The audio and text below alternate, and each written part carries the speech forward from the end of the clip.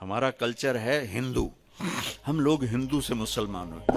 میں نے کچھ اپنے پرانے کتابیں نکلوائیں 1878 انگریزوں نے جو بندوبست کیا تھا زمینوں کا، تو وہ میں پڑھ رہا تھا. اس میں کہیں بیٹی کے نام جائیداد نہیں تھی، ساری بیٹوں کا نام شفٹ ہو رہی تھی، ساری بیٹوں کا نام شفٹ ہو رہی تھی.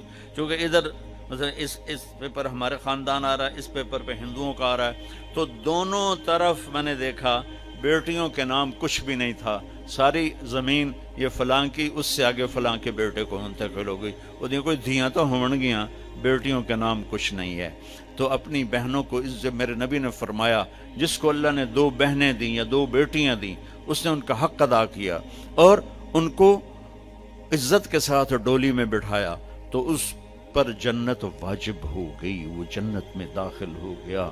تو اپنی بہنوں کو اب حق دو، اپنی ماں کو، باپ کو، بھائی کو. یہ ان سے کہتا ہوں اپنے بھائیوں کو عزت دیں، احترام دیں، اپنے گھر کی فضا کو محبت والی فضا بنائیں. اور محبت کی فضا بنتی ہے جب اس زبان پہ قابو پایا جاتا.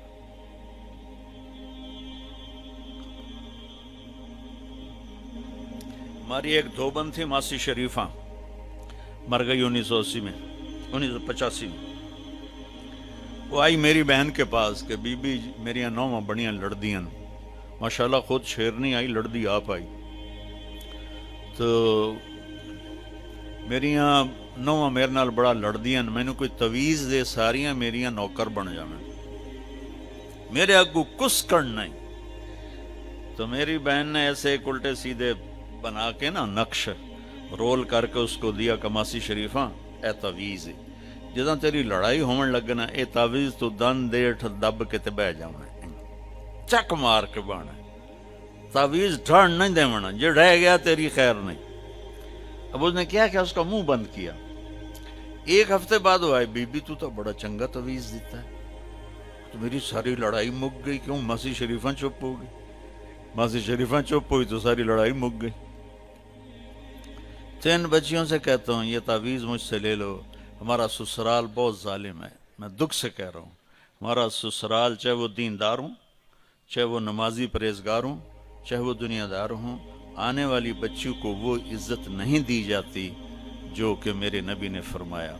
میرے نبی نے فرمایا میرے مدینے کے صحابہ بڑے اچھے لوگ ہیں، جب کسی کی بیٹی کو بیاہ کے لاتے ہیں تو اس بچی کو یہ احساس ہی نہیں ہونے دیتے کہ ماں باپ کے گھر میں ہے یا سسرال کے گھر میں. اور ادھر وہ ساس سسر کی ایسی چلتی ہے جنگ، اور وہ بیٹے کو ابھار آگے. بیٹا بھی بیوقوف ہوتا ہے، میری ماں دے گو تو نہیں بولنا، میری ماں دے گو. وہ تو سن تو لے شاید تیری ماں ہی تو ڈھیر کھپ کھلار رہے ہوں.